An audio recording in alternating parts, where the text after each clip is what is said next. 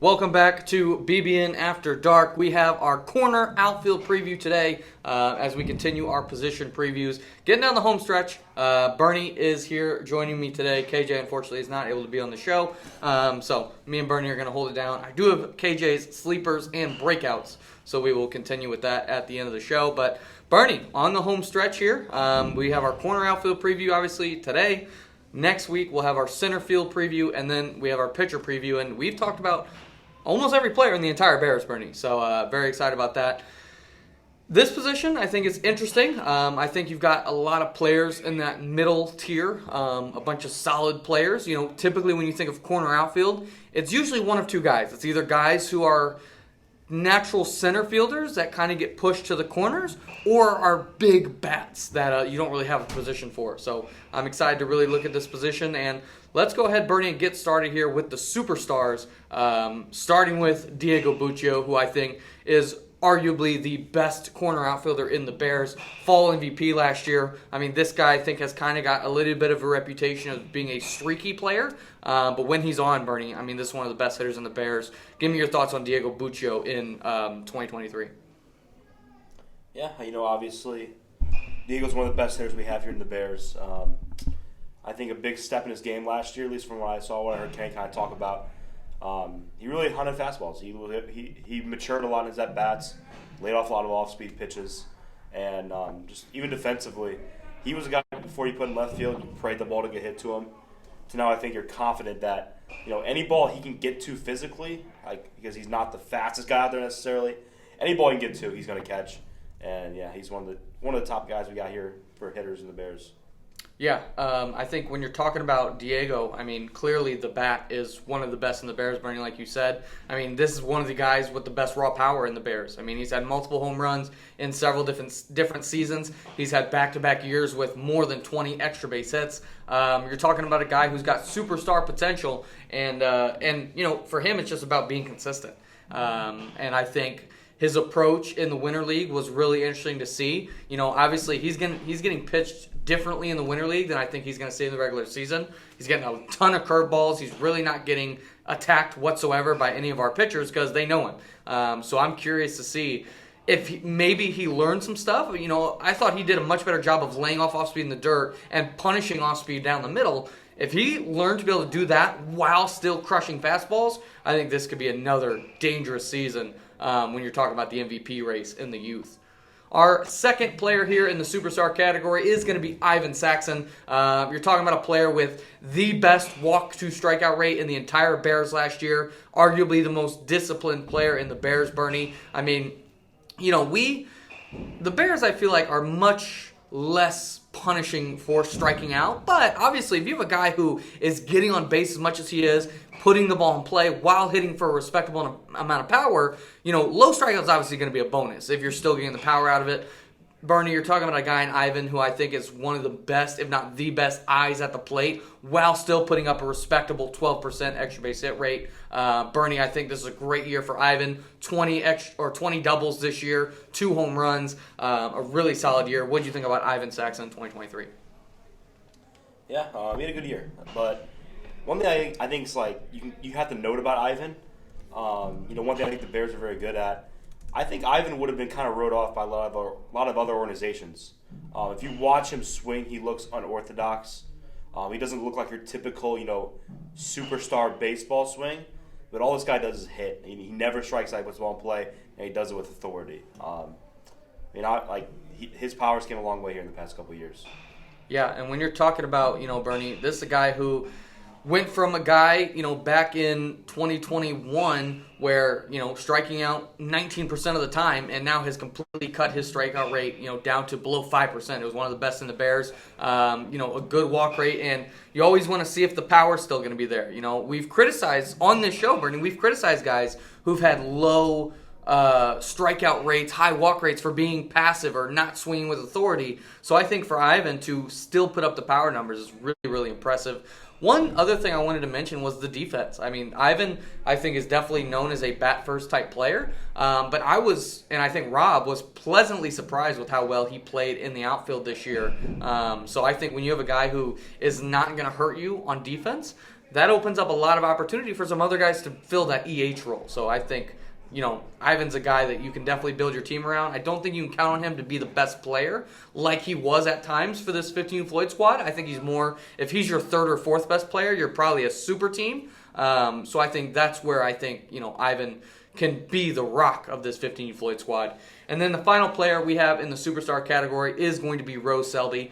This is a guy who I think is probably closer to star than superstar. But, the numbers he put up last year and basically his first full year as a Bear, this guy came in, Bernie, very raw and not necessarily much to write home about at all. And now you're talking about a guy who I think is one of the highest potential players, especially on that 18U Floyd team. Bernie, what do you think about Rowe in his first full season with the Bears? How did you think he kind of progressed as the year went on? Yeah, when Rowe kind of joined the Bears, it was like, this guy could be the third wheel to Mack and Brennan. And I think this season, I don't know if there are some different guys I think you could consider that were kind of the third wheel. But there was a lot of weeks where Rowe batted leadoff. The lineup went Rowe, Mack, Brennan, right? And he was very productive there. He's going to strike out a little bit, but it comes with some power, right? It's not going to be the exact, typical leadoff hitter. But he was very good at his job, and I think that he was great around Mack and Brennan this year. Yeah, I don't know if you can necessarily say he was the third fiddle necessarily, but I do think he was the third most consistent player outside of Mack and Brennan, in terms of putting up consistently good numbers. There were some other guys who I think had higher highs than Rowe, but they also had lower lows. A guy that we're going to talk about later, maybe a Clayton Kierra type. That Clayton, I think you could argue Clayton was the third best hitter on this team at times, but Rowe was just that consistent force. Another guy, really good plate discipline, an OBP around 500, and you're talking about an 18U Floyd team with Mack and Brennan kind of weighing up that OPS. He still was able to put up in 105 OPS plus. So really impressed by Rowe this last year. Going into his final season with the Bears, before he graduates, I think he's going to have a monster spring. He was really good in the BWL, and I'm excited to see how he continues to develop in his last season and through hopefully playing in college as well. Let's go ahead and move on here to the veteran category. These are guys who I think, are going to be with the top teams, right? There's not a lot of question in their role, but they're not quite the star-level producers from last year that, could get them in that above category. I think these are guys that are going to be in the starting lineup, are going to be in the field, but I kind of want to focus, Bernie. We have a lot of names here on guys who you think could take that maybe next step into the superstar category. So we're going to break these guys into groups. The corner outfield position is the biggest position that we've done, so we don't quite have enough time to go through every single player one by one. But let's go ahead and break these guys up by age, Bernie. And I want to talk about all three of these guys a little bit here at the 11U Floyd team. But I do just want to start this conversation with Bernie. Which of these three guys do you think has the best potential to be in that superstar category when we're doing this next year? So the three guys I want to start with, Bernie, from 11U Floyd, Ben Bonchek, Matthew Hume, and Owen Haynes. Of these three guys, which do you think has the best chance of being in that superstar category next year, and why? Yeah, if I'm choosing these three, all Matthew Hume does is hit, but I'm talking about a 5-tool player who I think could be the best player on the 11U Floyd team of the year. It's got to be Owen Haynes. This guy, I know closers are very good outfielder as well, but I think Owen Haynes is right there with him. I think either of them could be are both an elite center fielder for the 11U age. And Owen showcased last year. He joined, I think, midway through the summer. He batted, I think, over 500 or right at it. There's some development there with his power still, but this guy has all the makings to be maybe he doesn't get all the way to as good as Mac, but that type of player, superstar level. Yeah. I think that there's no doubt, Bernie, that Owen has the highest floor of these three players. I think Owen, to me, the floor for his performance is going to be a top 5 hitter on this team. And he's going to play fantastic defense, and he's going to be a force on the mound. So I think he definitely has the highest floor. But a guy I want to touch on here with maybe a little bit higher of a ceiling is going to be a guy like Matthew Hume. When you look at the just straight up numbers last year, I think you got to say Matthew was the more explosive hitter. He had an OPS about 180 points higher than Owen Haynes. And I think, when you watch Matthew day in and day out, I mean, he does not look like he'd be a great hitter. But those honestly are guys that succeed in the Bears. I mean, he swings really hard. He's very aggressive. And when he hits the ball, I mean, he crushes it. I mean, you're talking about a guy who not only did he have a, extra base hit percentage over 10%, he only struck out Bernie 2% of the time last year. I think Matthew Hume probably doesn't have quite the talent and the floor as Owen Haynes. Matthew, I think, is way more raw. But in terms of pure ceiling, I think Matthew definitely has that kind of superstar potential in him. But I think he's got a little more of that bust potential maybe when you're talking about Matthew Hume. And then real quick, Bernie, the third guy in this group, Ben Bonchek, I think he kind of fits in the middle of these two players. Probably a higher floor than Matthew Hume, but probably a lower ceiling. Or probably a lower ceiling than Matthew Hume, and probably maybe a higher ceiling than Owen Haynes. Ben Bonchek, super fast, super athletic. What have you seen from Ben Bonchek, Bernie, this winter as he goes into his 2024 season? Yeah, one more thing I'll point about Matthew. As I was sitting here, I'm listening to you describe him. He is literally, I think, Ivan Saxon reincarnated. That is a very, very, very, very good comparison for Matthew Hume and who he could become in the future years. Like you said, Ben's an athletic kid. I think that I don't know if this is the general Bears, first thoughts about Ben, but when I think of Ben, I think of a glove-first outfielder, right? He's a very good defender, right?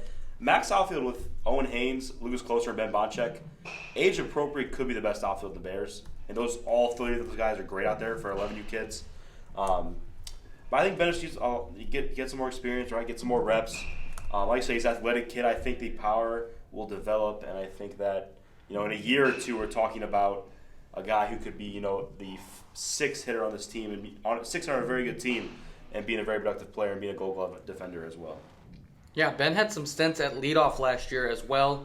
He's a guy who does have that high walk rate, but it did come last year with a high strikeout rate. That's kind of where I think you see the potential for Ben. If he gets that strikeout rate, I mean, he struck out over 30% last year, which is obviously very high. If he can get to putting the ball in play a little bit more consistently, because he swings hard and because he's got a good eye, I think that kind of, shows me that he's got some potential in that bat. But 100% Bernie, I think, Mac probably does have three center fielders in that outfield. With Bonchek, Owen Haynes, and then a guy like Lucas Closer, who obviously we'll talk about last week, and then obviously Matthew Hume being in the mix as well.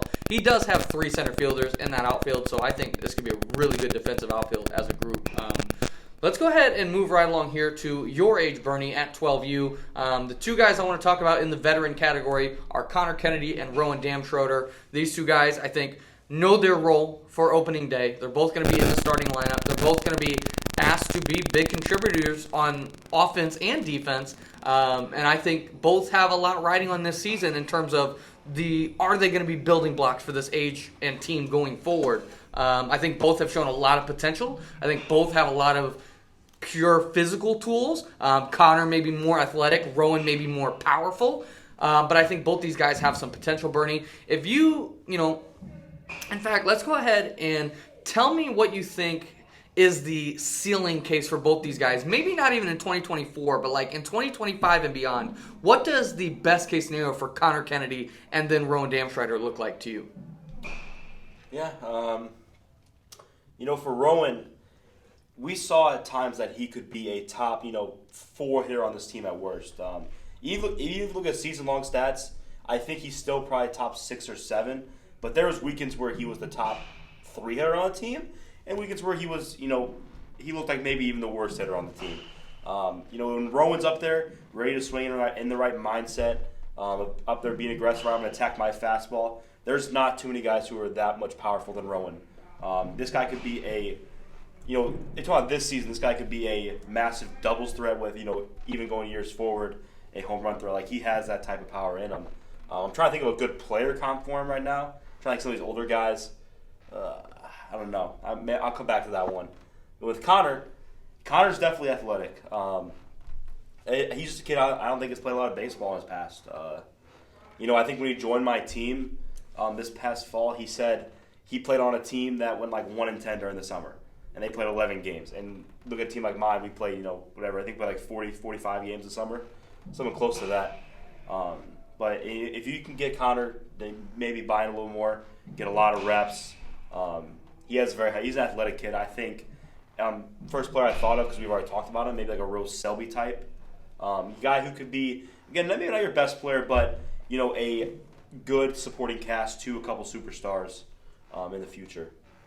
Yeah, and Bernie, I don't know if this is a great necessarily player comparison for Rowan, but kind of his hitting profile, a guy who, in my opinion, came up with a lot of power potential, but just very passive and maybe tried to walk a little bit too much. It kind of does remind me of Clayton Kayera coming up.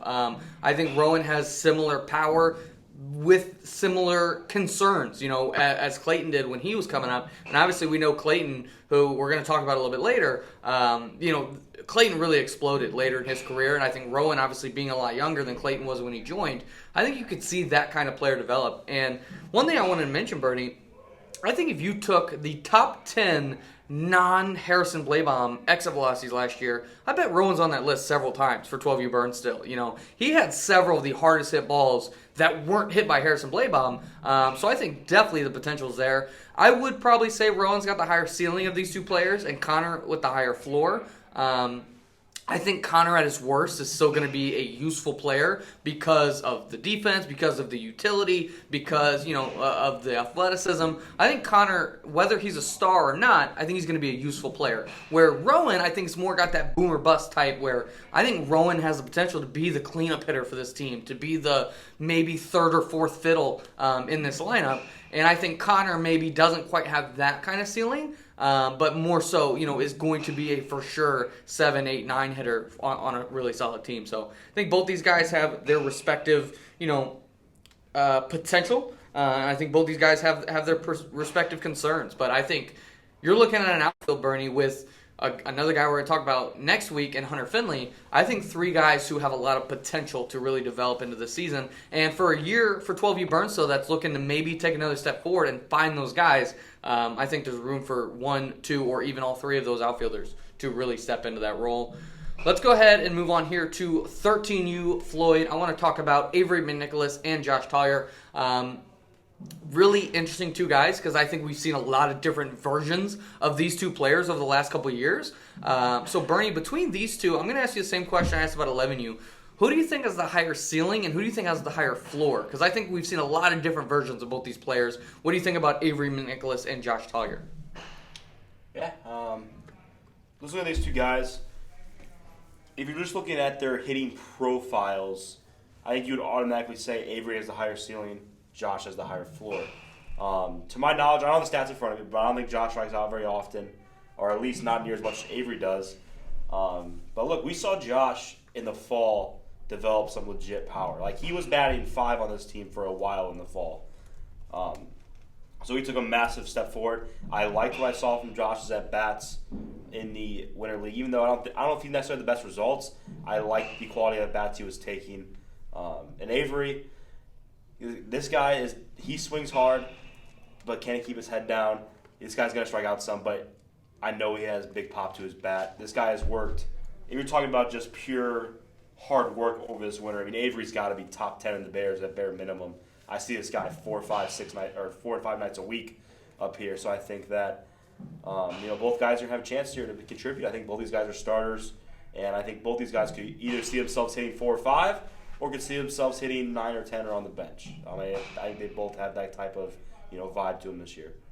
Yeah, and talking about Josh, I think definitely had his best offensive season of his career. Looking at Josh, his extra base hit rate went up about 4%, and his strikeout rate went down about 4%. So obviously he's making good strides in those 2 categories. He's always been a guy with good plate discipline. I think the question has been, how much power does Josh really have? Is he going to be one of those guys that is just reserved to the, see if you can get on base any way, anyhow? Is he going to be reserved that role, or does he have true power and true potential to be a leader for this offense, among guys like ZZ and Diego and Garrett Knight? I think this is probably, among some other guys, this is probably the fight for like the 5-hole or the 6-hole. I think, with like guys like Kate Nimmin and guys in that realm, I think these 2 guys both have the potential to be, the 5th best hitter on this team, like you mentioned, Bernie. For me, I would say that Avery probably does have the lower floor. I think we when kind of like what we were just talking about with Connor Kennedy, I think Josh Tyler at his worst is still going to be a useful player because of how good he is defensively and how much value you're getting from him on the mound. And I think even when Josh isn't at his best, his at-bats are still really solid and he's still getting on base. Even when he wasn't necessarily a great offensive player, he was still always that guy that could come through in big moments. So I think Josh, his floor is still a very useful player, where I think Avery's got more of that boomer bust type, where I think Avery could be, and he was at times the third best hitter on this team. And I think he's got that kind of ceiling that I'm not necessarily sure Josh does, but I think Avery's definitely got the lower floor. I will say, I've been really impressed. Avery has been asked a lot of his defense. He's been moving all over the field. I mean, he joined the Bears as a shortstop, was asked to move to first, to move to second, to move to the outfield. He's going to play some third this year, so he's asked to do a lot. He's also asked to get on the mound. So I think with how much Avery's been asked of his game and of his development, I think it's really, really admirable what he's been able to do over the past couple months. And I think he's due for a really good season. So I think both these guys, I'm very high on both of them. But yeah, I'm really interested to see what these guys got for 2024 and beyond. Let's go ahead and move on here to 14U Floyd, Bernie. I got two guys who I think every single age we've talked about have been very different types of players. The two guys here I want to talk about at 14U Floyd right now, Bernie, I think are very similar, in terms of their profile. And that's Logan Payne and Lucas Velchek. Both these guys I think are high ceiling, low floor type offensive players. Both of them are going to hit for a lot of power, but are probably going to strike out some. Both these guys had a strikeout rate over 23% last year. Both these guys had, extra base hits. They both actually had exactly 17 extra base hits last year. Logan Payne, 17 doubles. Lucas Velchek had 4 home runs, including some on big fields. And when you're talking about these two guys, Bernie, from what you've seen, I think both of them have taken stride after stride over the last couple of years. What do you think is the next step for both these players in 2024 for their development? Yeah, I think the next steps for these guys. Look, I get that we can accept guys who strike out a lot, but I don't have the numbers right. Maybe it wasn't outrageous, but cutting out those a little bit would be nice. Being a little more consistent, right? Not having these weekends where we go 9 for 9 with a home run and 4 doubles. The next week we go 0 for 9 with 8 strikeouts, right? And both these guys can do it, man. We've seen flashes in the pan. I think Valley. This doesn't apply to Valley because Valley's going to high school. But I think Logan Payne's going to open the year as 3, 4, 5 hitter this 14U Floyd team, and he's going to have a real chance here to be a mainstay of the lineup. Yeah, for I think both these guys, they both go on streaks, and that's kind of what you see from this type of player. Like you were mentioning, Bernie, we don't necessarily, we're not hard on trying to limit strikeouts and put the ball in play. But if you want to be a superstar, if you want to be in the lineup every single day and never getting subbed out and trusted in any situation, you can't strike out, 23% of the time. Obviously, you don't want to lose. You don't want to sacrifice power to strike out less. But for both of them to make that next step, those explosive moments just have to happen more often. Those home runs that Lucas Velchek hits, he needs to turn a 4 home run season into a 10 home run season. Logan Payne maybe gets closer to 30 doubles this year instead of 17. I think that to me is the path for them to get into that superstar category because I think it's obvious they both have that potential. Logan Payne, I think, is going to have a lot on his shoulders, a real prove-it year to see. He's been a role player on the top team. He's been a star on the second team. This is going to be his opportunity to be a star on the top team for probably the first time in his career. So really excited to see what comes of that for Logan Payne. And I think a lot of potential for those two guys going into 2024. Next group here for 15U Floyd, Adam Shockley and Noah Hendricks. Both, I think, again, very different players. Noah, definitely more known for as that pitching, whereas Adam Shockley was kind of the sleeper candidate all year last year. He wasn't a favorite to make the roster. He made the roster, and then he wasn't a favorite to be in the lineup. He made the starting lineup, and then he wasn't a favorite to keep the starting lineup spot, and he kept his starting lineup spot. So I think Adam Shockley has had a lot of adversity already in his Bear career. His end of the season numbers are just okay, but again, you got to take into account the team he's playing on. A 90 OPS plus, which is slightly below team average, but on arguably the best team in the Bears. So, Bernie, I want to start with Adam Shockley here. What do you think of his 2023? Do you see that as he's a career role player type, or do you see that as the first step to him stepping into maybe that starter to star to maybe even superstar career? What do you make of Adam Shockley's 2023 going into 2024? Yeah, his 2023 was kind of the, I'm here type of year. Like, he was a very productive player. He would walk. He wouldn't strike out too often. He had a lot of singles. I don't think, again, no stats for him, but his extra base hit rate probably was not very high. Probably not, top 7 rate on that team. But in 2024, I think that now he's proven he is a starter caliber player. Just adding a little bit of power. It doesn't have to be home run power. It can be just, I don't know how he doubles you off the top of my head, but say he turns, 7 doubles into 15 doubles, right? That is a very, very good year where he could find himself batting, in the 6th, 7th spot of that order. And look, I think Adam's a talented player.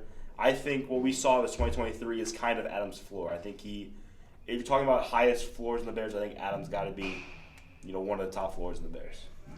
Yeah, one kind of player comparison, Bernie, I actually wanted to make, and nobody, I think, listening to this is going to know who this player is unless you've been with the Bears a long time. But this does kind of strike me as like a Michael Filarski type player, where if you were around back then, which I know a lot of people weren't, Michael was a guy who kind of his first 2-3 years with the Bears was a very high floor, solid player. And then his last, his 16-17 year, his extra base hit rate just exploded. And he turned into one of the scariest hitters in the Bears.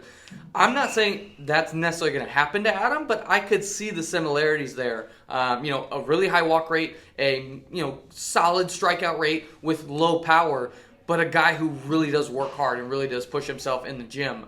So that kind of comparison kind of stood out to me. I think I could see that kind of explosion happening for him in his career.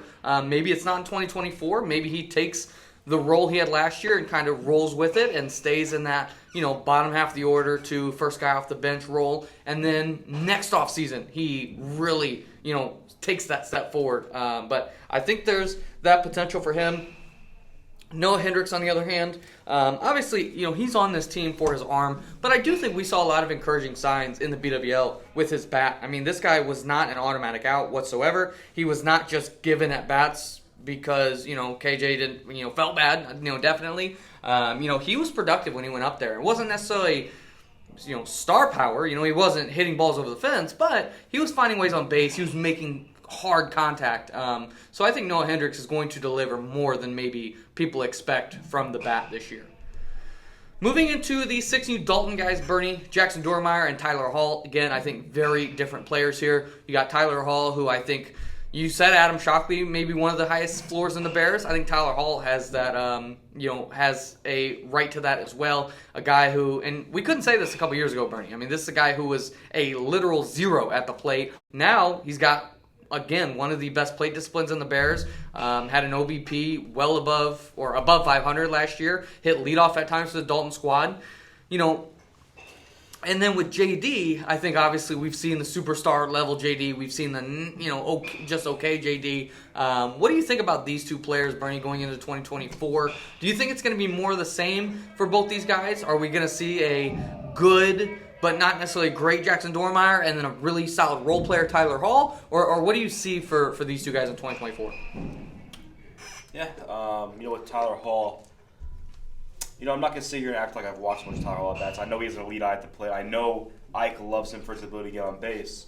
But I have seen this kid free swing the past couple months, working with Kennedy, working with KJ. And, if he's going to develop power, it's going to come from there. I'm not saying it will. I haven't seen it yet, so I'm not going to, back it up necessarily. But I think that, we could see it. And with JD, I'll tell right for the show, I think I've picked JD as my breakout the past 2 years in corner outfield. And I think I could argue I was right both years. He was coming off some massive injury, and he's gotten better and better every year. I think last year you could argue that, again, not the best player on Dalton, but a top 3 or 4 hitter last year on that Dalton team. He has the ceiling to be the best hitter. This kid is a very rare combination of athleticism with speed and power that you do not see very often, right? When he puts it all together, he could be the best player in the organization at times with all of his attributes he has. Yeah, 100%. JD definitely has that potential. I will say, Tyler Hall, just based on, his involvement. He's up here several nights a week. He's doing drop air, and he's a guy who I think Kennedy has talking very highly of. It would have been nice to have KJ on the show today because I was really surprised how much KJ has liked Tyler Hall's work ethic. Because I will say for me, I didn't necessarily think of Tyler Hall as a real hard worker. I thought he kind of was just a average hard worker. I thought he was kind of doing the minimum to be, successful, where not really pushing himself. But KJ has kind of, fought against that. He kind of has made some good arguments for Tyler Hall this year. And hey, I could see him having a really nice year as well. I think there's opportunities for him to succeed on this Dalton team, and I'm really excited to see what happens. Finally, Bernie, we have maybe the best example of a breakout from last year in Clayton Kayira. I mean, one of the, if not the best power hitters on this list, or of all the players we talked about that isn't in the superstar category. This is a guy who hit 6 home runs last year, had an extra base hit percent over 15%, and a strikeout rate that was 22%, which is high, but not crazy high. And Clayton, I think, at times, Bernie, looked like one of the most dangerous hitters in the Bears. What do you think about Clayton Kayira in 2023, and how do you see him kind of capping off his Bear career in 2024? Yeah, I think this is a guy that a lot of people forget. This guy's been here for a while, been grinding on lower level teams, and finally start to see the fruits of his labor last season. I think at least for me, it was like, oh look, Clayton hits first home run. That's nice. That's nice to see a guy's been here a long time, who's been working really hard the past couple of years, hit his first home run, and then he gets his second one. You're like, oh. This is nice. And then 3, 4, 5, it's just like, oh, Clayton, this is what Clayton does now. Again, it's going to come with its streaks, but I think just how much we've seen how much this guy grow over the past year, there's no reason to believe he could play that Rose Selby type, role where he's that third wheel on that team. I think they have a couple guys who kind of fit that mold, but Clayton's definitely right in the middle of it. Yeah, we've talked about kind of that similar profile of hitter with Elliott and Reese and now Clayton. But I think you could argue Clayton was the best hitter of those 3 last year. Definitely the most explosive of those 3. So, yeah, I think there's a lot of potential for Clayton. I think if Mac were on the show right now, I think he'd tell you that Clayton's going to be the 3rd best hitter for this Floyd team in the summer. I know I actually got to just see Clayton in his high school jamboree, and he smoked 2 balls that I watched. So I think this guy could be in for a massive high school season and really carry it into his final Bear season and even college. So excited to see what Clayton can do. Let's go ahead and move on here to our depth category.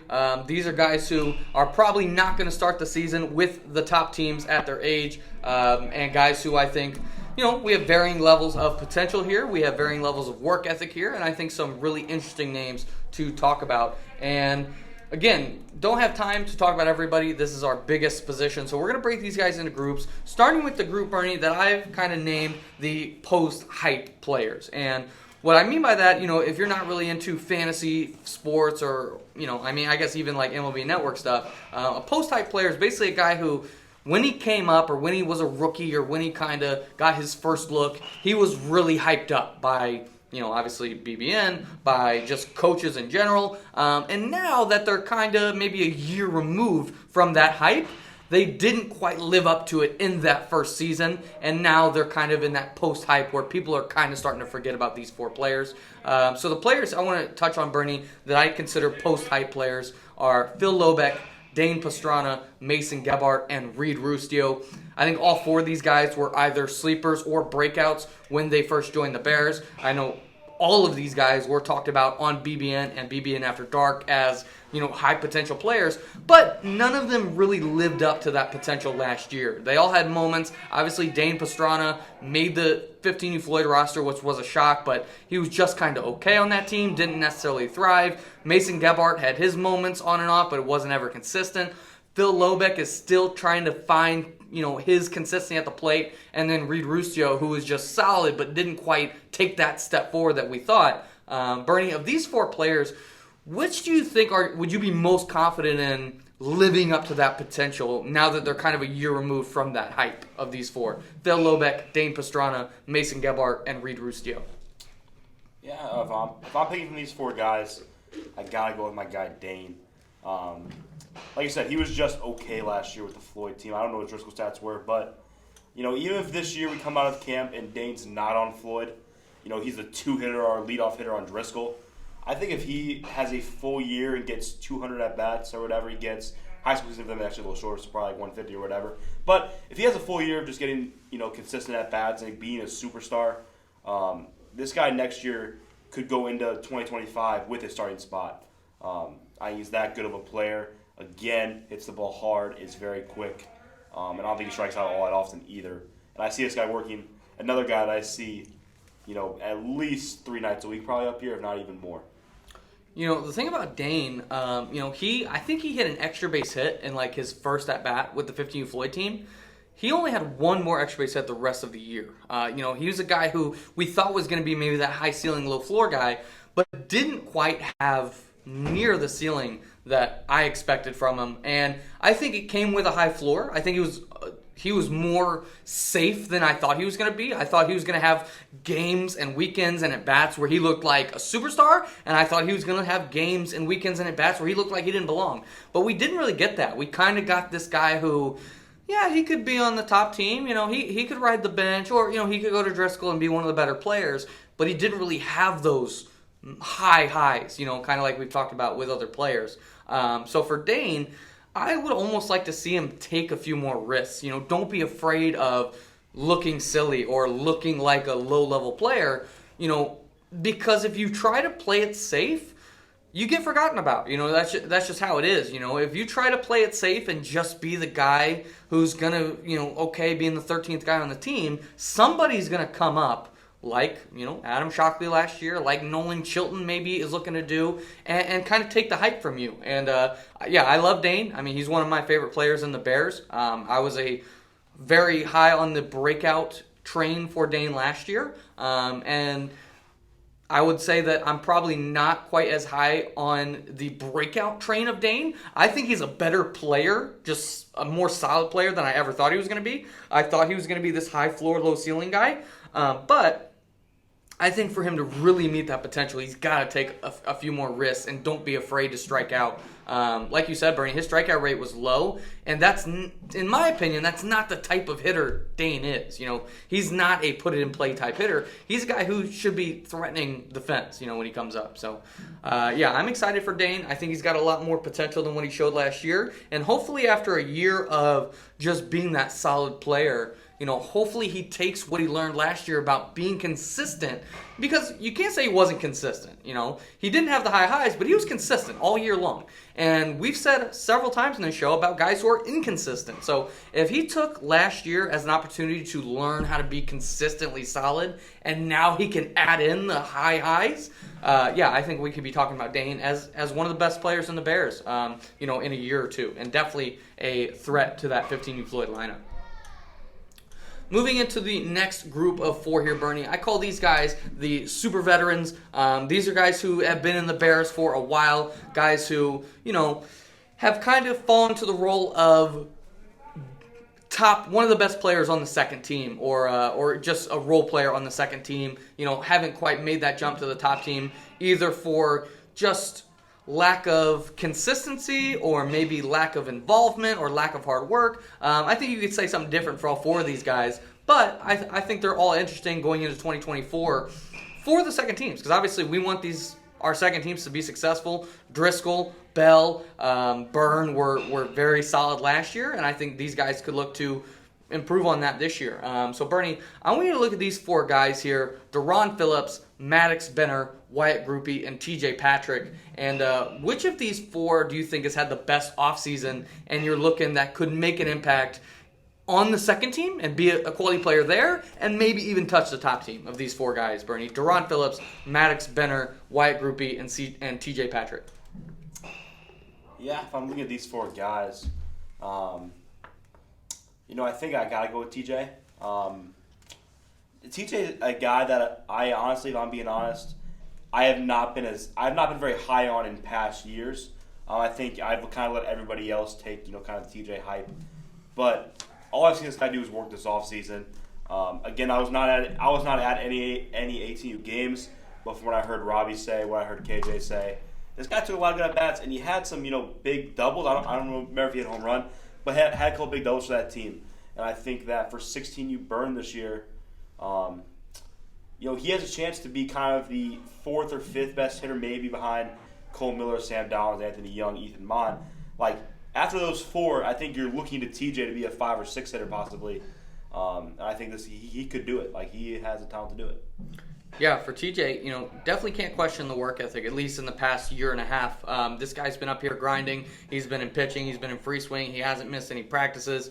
I think definitely he's got the work ethic advantage going into this year. And I think this is going to be the year that he really takes that step forward. This is a guy who was one of the worst players in the Bears, if we're being honest, when he first joined. He was inexperienced. He was coming from a low-level team and a guy who really hadn't learned to work hard yet. But he had the desire to be good. And I think that has really carried him to where I think he had a really nice BWL season. I think he's going to be solid for this Burn squad. And I think he's going to have his moments that he looks like he could be a top team player in the future. So excited to see what we get from TJ Patrick. The next group, Bernie, I have dubbed these guys the athletes. I think all these guys have very good athletic talents, but maybe haven't quite translated into success on the baseball field yet, at least at the high, at the varsity level. Several of these guys have had some good moments on the lower level teams, but in terms of translating it into the top team, I want to get your thoughts here, Bernie. All 5 of these guys, I think, are solid defensively. I think all 5 of these guys have the athleticism that could translate to baseball success, but he just hasn't yet. So give me your thoughts, Bernie. One of these 5 guys you think in the next, doesn't even have to be in the next year, maybe in the next 2 years, that you could see being an impactful player on a top team. The 5 guys in this group: Carson Kilcoyne, Carlos Leon, Chase Miller, Brady Arnhart, and Caleb Jacobs. Who do you think has the best chance, again, maybe in 2025 or 2026, to eventually be a top team contributor? Give me his names one more time. Carson Kilcoyne for 13U, Carlos Leon for 14U, Chase Miller for 14U, Brady Arnhart for 16U, and Caleb Jacobs for 16U. Yeah, because this is the hitting preview. If it was a pitching preview, I think I might go with Caleb Jacobs with his arm. I think he's a really talented left-handed pitcher. But if not, I think the most ready guy of these guys is probably Carlos Leon. A guy that I've, honestly, kind of like TJ, I have not been on the Carlos train the entire time he's been here. Honestly, I just didn't think he was the hardest worker of all time. But everything I've heard this offseason, everything I've seen in practices, this kid works hard, man. I know KJ spoke highly about his free swing that he's seen him hit in. Even in practice, right? Usually, not every practice, but usually I'm with the outfielders every practice for 14U. And I'm starting to take Carlos with me in my top group. And my group's not necessarily the best kids. It's the kids that work the hardest. So he's impressed me in a lot of different ways this season. Yeah, I think, we've talked a lot about consistency over the course of the show. And I think Carlos has a little bit of that inconsistent work ethic to him, where some days he looks like he's the hardest worker on the floor. And then some days, he looks like, he won't dive for a ball today. He doesn't feel like it. He doesn't quite want to outwork everybody on the field. And I think those days where he's not working hard have become less and less and less over the years. And I think Bernie, he's probably had his best offseason as a Bear in this one, and I think we could see him have his best season as a Bear in 2024. The last group here, Bernie, of the depth players are the guys I call the unproven raw talent. These are guys who I think are still very inexperienced to tournament baseball, all of whom I think have potential. I think all of whom have shown some work ethic as well, but definitely, still very raw, still kind of trying to learn the ropes of tournament baseball. The 5 names I have here, Bernie, are Max Winker, Lane Lucas, Mac Weber, Ryan Fournier, and Jackson Neff. I think for all 5 of these guys, the thought of being a good baseball player is definitely not out of the window. I've seen all 5 of these guys take big strides over the past 4 or 5 months. Specifically, guys like Mac Weber and Ryan Fournier went from guys who really had trouble hanging at practice to guys who, they're not coming out and being the, star of practice, but they're hanging. They're not making everybody do a bunch of push-ups. They're not making, slowing the drills down where they're hanging. And that's a big deal for some of these guys who, obviously, when you go from a rec team to a St. Louis Bears practice, it's such a higher level of pace and higher level of pressure. And for those guys to go from being liabilities at practice to guys who can hang, I think it's been a big step for them. I don't think any of these guys we're going to see definitely on top teams in 2024. But when you're looking at 2025 and beyond, I think there's several guys here who've got some potential, Bernie. So let's talk about long-term potential here. Of these 5 guys, who do you think has the highest long-term potential with the Bears? Max Winker, Lane Lucas, Mac Weber, Ryan Fournier, and Jackson Neff. Yeah, I'm not going to pick this guy, but because I've been at 50 practice, I want to shout out Mac Weber. I think has grown the most maybe over the past, since he's joined, past, winter and fall. He went from a guy who could fit a ground ball to making almost every play hit right at him. Just want to give that shout out. But if I'm talking long term, a guy that I've seen a lot of this winter at all my 11U, 12U practices is Jackson Neff. And look, me and Jackson got off on a really bad foot, I thought. The first practice of the season, the first practice of the fall, it was my first time running 11U practice. He was kind of in that group of kids that just messed around. Like they weren't there to get better. They were there to have fun with their friends and just kind of go through the drills at half speed. It took me a while to kind of give Jackson another chance. Is this kid a hard worker? But then Matt kept talking him up. Matt kept talking up Jackson Neff. He's like, this kid works hard every week for me. And then again, I started seeing him more and more, and this kid does work hard. Since that first practice, he has been very locked in. He shows up every week now, ready to work. This guy's in free swim, I think, basically every month. His exit velocity keeps going up and up. If you're talking about long-term, projectability with these guys who are very, very raw, he's a hard worker who looks like he's bought into the programs. I think that is a recipe, for, again, maybe it's not this summer, maybe it's not even next fall.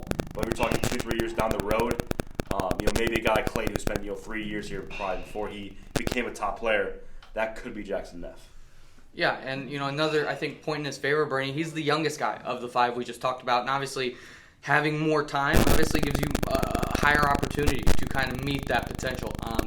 I think that's a great call, Bernie. I love the Mac Weber shout out as well, and I think Ryan Fournier has made a lot of good strides over the past couple months. So big shout out to all 5 of these guys. I think all 5 of them, listen, it's hard to be the worst guy at your practice. It's hard to come in and know that you're overmatched. So for them to just stick it out, because we've had several guys join the Bears, can't hang at practice for 3 months, and either A, they stop showing up and they come to maybe 1 every 4 practice, or B, they quit.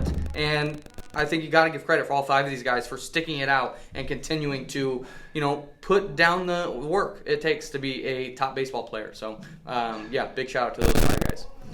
Let's go ahead and move on here to our up-and-comer category. These are guys who I think are some of our top prospects, are some of our most promising rookies, and guys who I think, some of whom I think will start on top team, some I think will start on second team, but all whom I think we all love long-term, Bernie, in terms of long-term in their Bear development. And let's go ahead. I'm actually going to say all 6 of these names from the get-go, and then we'll kind of talk about them one at a time. Trey Vonderhyde, Nick Byrne, Braden Miller, Colin Sandler, Lucas Colson, and Nolan Chilton. Immediately, you'll recognize these guys from our top prospects, posts that we've made and episodes we've made.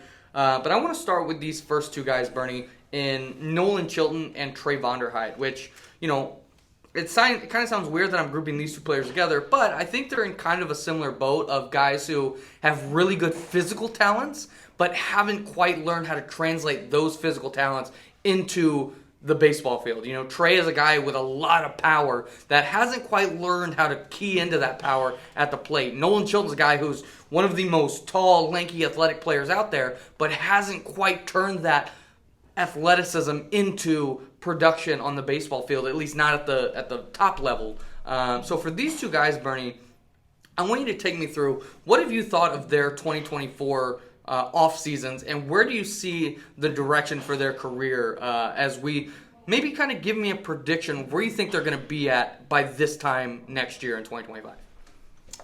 Yeah, I'll start with Nolan Chilton, I guess. Again, a guy that I'm not going to claim to see a million at-bats of, but again, this kid's big, he's athletic. I see no reason why he can't hit.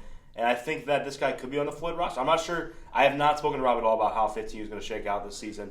But I think he could be on the back end of the team, maybe for his arm. I know he's a good pitcher. And then maybe finding some at-bats. And then maybe by 2025, we're talking about a guy who, maybe again not a top 6, 7 hitter, but bats 8 or 9, 10. Gets his at bats. With a lot of innings to go along with it. And with Trey, look, Trey had a great offseason. I thought, even though he in the 12-13 Winter League he didn't have the best stats, maybe it's just batting average, the basic stats. This guy put up a lot of good at bats. I thought, just from a pure pitch selection standpoint, his quality of the bats were very good. He was laying off speed in the dirt. He was swinging at fastballs, right? He was just missing them. I think that's kind of what Trey is right now. He has an elite eye, but he's still missing his pitch, right? I think, at least for me, when I hear that, I think the guy just needs more reps. I think, after a full year with the Bears, 2025, he could easily be the 4 hitter on the 12U Burnstall team.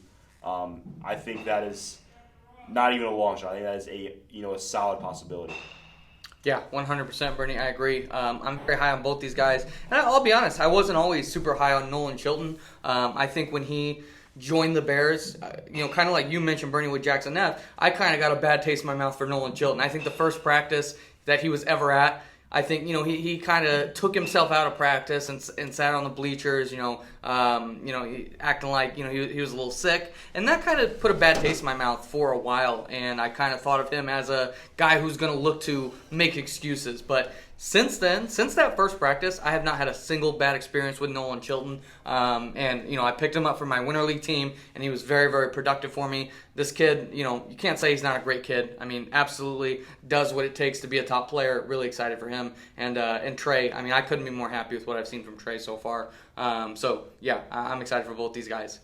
These next two guys are guys who I think are very raw players, or at least for one of them, when they joined, they were very raw. But I think there's a lot of similarities between these two guys. They're both guys who hit right-handed, throw left-handed. They're both guys who I think have shown some potential in the past, and I think this could be a year where they really kind of step into that potential, although on different levels from each other. And that's Colin Sandler and Nick Byrne.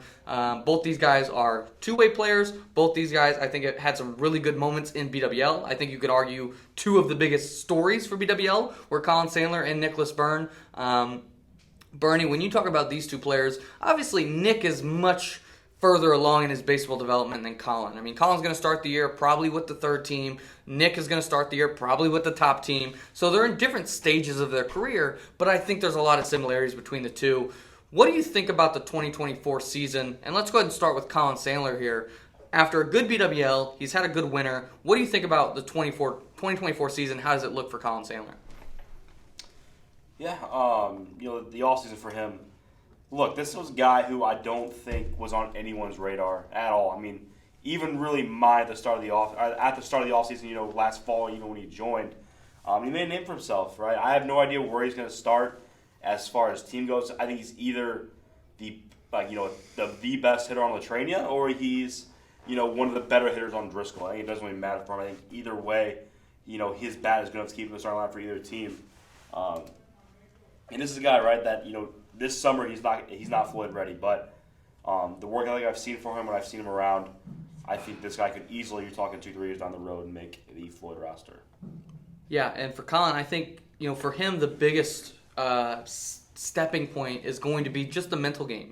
He's still too hard on himself. He still makes some I call low level mistakes. Things that as a rec player you think you're supposed to do or supposed to say, and he still makes those kind of rec level mistakes sometimes. But if he can just learn from him, he had a lot of moments where I got onto him in the BWL, and then he learned from it and was kind of starting to remove himself from those bad habits.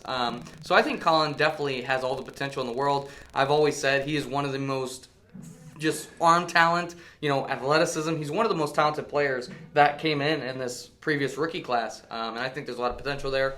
Nick Byrne, Bernie, I think was kind of the opposite. He came into the Bears with no talent. A guy who arguably, again, was one of the worst players in the Bears when he joined. He's a guy who was a defensive liability. He was a guy who you kind of hope got hit by pitch at the plate, and now you're talking about a guy who was one of the most dangerous hitters in the BWL, a guy who I think is going to be a very good defender for this team, and maybe even pitch as well for the top team. I mean, I think if you'd have told me 2 years ago, Bernie, that Nick Byrne would be a 13U Floyd player, I probably wouldn't have believed you, but now it looks like not only is he going to be a 13U Floyd player, he's probably going to thrive in this role. So tell me what you think about Nick Byrne, and what are your thoughts about his 2024 season going into this year? Yeah, when you were talking like through your spiel about Nick Byrne, you said this guy's a little more polished than Colin Sandler.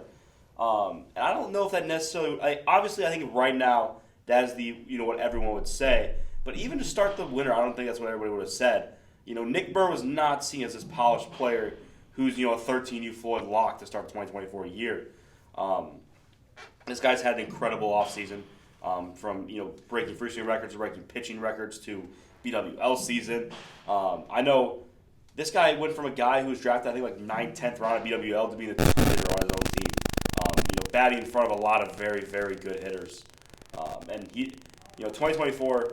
I don't know if he's necessarily going to open the year as a starter for 13U Floyd, but he's going to have his chances to be a starter very quickly if he, hits well. I think that, if he starts at EH, right, he could still get his, plenty of at-bats for him. Yeah, I think that's a great call, Bernie. I'm really excited about Nick Byrne going into 2024. And then finally, our last two players here in the corner outfield preview are going to be two guys who I think are just absolute workhorses. I mean, you cannot deny the work ethic from these two players, Braden Miller and Lucas Colson. Two of the hardest workers in the Bears. I think I wouldn't, I don't feel hesitant to say. I think if you listed out every single, player and ranked them by hard work, both these guys I think are top 10. And I don't think that's a bold statement at all. These two guys are both absolute grinders. Both these guys you're going to see at the Bud Dome multiple times in a week. And I think both these guys are going to have great seasons. Although they're very different players when you actually look at them on the baseball field. Lucas Colson, I think he's got that Adam Shockley-esque vibe where he's more of this high floor, going to be a productive role player for you. And then obviously Braden Miller is one of those guys who, he is probably going to at some point walk back to the dugout with 2 strikes. And then he'll hit a home run his next at bat. He's done that before. So two very different types of players, Bernie, but I think two very similar work ethics. What do you think about Braden Miller and Lucas Colson as we head into 2024? Yeah, when Braden joined, I think you would still say he's a bit of an inexperienced, but I know this kid works hard. He got a lot of at-bats last year. I still think he needs more. The ceiling's undisputed. I mean, this guy, if you're looking at pure ceiling, could be a top 3 hitter in the Bears in 3 or 4 years. Honestly, gives me kind of some JD Jackson Dormeyer vibes. If Jackson Dormeyer was slightly worse defensively, but I had more power. Like Braden has more power than JD, but he's not as good defensively. Like, the same type of player profile though. And with Colson, look, I think in 2024, I think 2023 is when he got the fall and winter. He got recognized for his hard work. I think he builds off of that. In 2024, I think best case scenario, maybe he has that Shockley type season for Floyd if he gets his shot, right? A productive player who just keeps finding himself in the lineup. If not, this guy could easily be a 1, 2, or 3 hitter on Driscoll. Just have give him another 100 at bats and see what he does with it. I know at BWL, I did actually see a decent amount of B League stuff for 14-15. Even Colson performed well. He was always the top 2 hitter on that team in the lineup, and I thought that he took a lot of very good at bats. He was more aggressive than I expected him to be.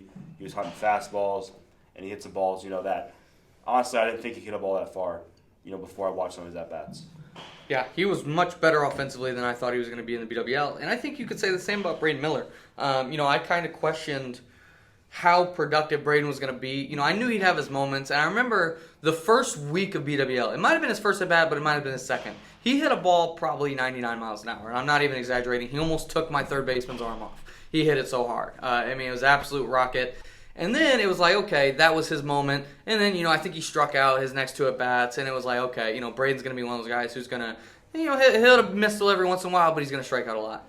I was actually really impressed over the last, I would say, second half of the season of how mature his at-bats were. Now, when I say mature, I'm not talking like Garrett Knight's level of maturity in terms of what we expected versus what we got. But in terms of what I expected from Braden Miller, he was much more mature than I thought. He was not swinging at everything like I thought he was going to. Several guys, I think, start to develop a habit where they kind of decide they're going to swing before the pitch comes. And I didn't really get that vibe from Braden either. I was really impressed with him. Obviously, look, he's going to have his boneheaded moments. He's going to have times where I'm going to wonder, if he's ready to be on the top team. But I think he's earned his shot, and I think he's going to have some big, big moments over the first couple of months of the season. let's go ahead, Bernie, and end the show here with our sleepers and breakouts. If this is your first episode, a sleeper is a player who is under the radar, a guy who we think is going to perform a lot better than the general consensus kind of is giving him credit for. A breakout is a guy who's currently in one tier of superstar, star, starter, role player, or prospect, and he's going to jump up one or even two tiers over the course of the season. So let's go ahead and start with KJ's sleeper, actually. KJ's sleeper in the outfield position is TJ Patrick. KJ has, been very adamant about this kid's work ethic, and I have to say, he's really impressed me in both free swing and precision pitching. Consistently, he's been breaking his records. Consistently, he's been, finding ways to improve, and I was just really impressed with what we got from him in the BWL in terms of the at-bats he was taking off of Mac Floyd and Brady Heck. So very, very impressive for me. Bernie, your sleeper here. I think anybody who has heard you talk about the corner outfield players, nobody's going to be surprised. It's Lucas Colson. So Bernie, I know you just kind of talked about him, but give me any further thoughts about Lucas Colson's sleeper case for 2024. Yeah, this was a guy that the first practice he was ever at, I was like, all right, this is my guy. This guy outworks. I think the first practice game, too, it was him and Gunner, I thought, were the hardest workers. And I would argue Lucas is number one. I think this kid is an absolute grinder. And a guy who's always known as defensive first, right? He's a very good outfielder, even a good pitcher. Known as a glove-first guy. But I saw a lot of good things out of his bat this winter in BWL. I think that, you're talking about sleeper, I think the mold of, if he gets a chance on Floyd, he could have that Shockley type season where that is the definition of sleeper. If not, I think this guy's gonna have a very, very good offensive year with Driscoll. If not, could play center field for them, do whatever for him. But I think he could be the definition of sleeper this year. Yeah, I think it's a great call, Bernie. I'm gonna go with Nick Byrne. I think this guy is already going to be proving a lot of people wrong with just being on that Floyd team, but I think he's going to really excel in his role. I actually thought, looking at this list of players, Bernie, that there were probably like 7 guys I wanted to call breakouts, but there weren't that many guys I wanted to call sleepers. And I think Nick Byrne could very easily have been my breakout, so I'm kind of, mixing categories here. But I do think he's going to be way better than people are giving him credit for right now. I think you're talking about a guy who is going to be a top 7 or 8 hitter on this team. And when you look at the lineup that this 13 Floyd team is going to have, to think that Nick Byrne's going to be out hitting some of these guys who have been in the Bears a long time, have been on top teams for a long time, I think he's going to be a definition of a sleeper going into this season. Moving into the breakouts, KJ is going with Josh Tyler. Again, I think Josh convinced both KJ and me of his breakout case in the BWL. This guy was taking the level of his maturity, his at-bats were against Caden Inman and Cam Bernstein. He not only did he not look overmatched, it almost looked like he was too calm. It almost looked like it was too easy for him to not necessarily hit home runs, but too easy for him to not make bad swing decisions and find a way on base and make solid contact. I think KJ sees this guy as the maybe not lead runner to be the 5-hitter, but definitely one of the highest potential chances to be the 5-hitter. Bernie, your breakout, again, I think anybody who's followed BBN for the last 2-3 years, I think this is a guy who's been either a sleeper or breakout for you now 3 years in a row. Give me your description here about Logan Payne, your breakout in the corner outfield. Yeah, like you said, I pick this guy almost every year, but I think I can argue I was right every year. This guy is better and better every single year.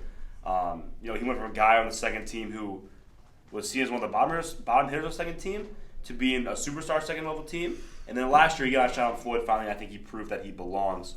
But for 2024, look, we know that 14 Floyd's missing guys like Belly and Wilbur to start the year. Like I said, I think Logan Payne's going to start the year batting 3, 4, 5. I'll say 2 through 5. He's batting somewhere in there. And I think that, he's going to take that opportunity and run with it. I think this guy has potential to lead the Bears in doubles. He has that kind of power. And I think when Wilbur and Velchek and Kester come back, it doesn't matter. Logan Payne's not going to leave the top 5 of the order this year. Yeah, 100% Bernie. I let you and KJ pick your breakouts here before me, and Logan and Josh both, I think, could have been my breakout pick as well. I like both these guys a lot going into 2024.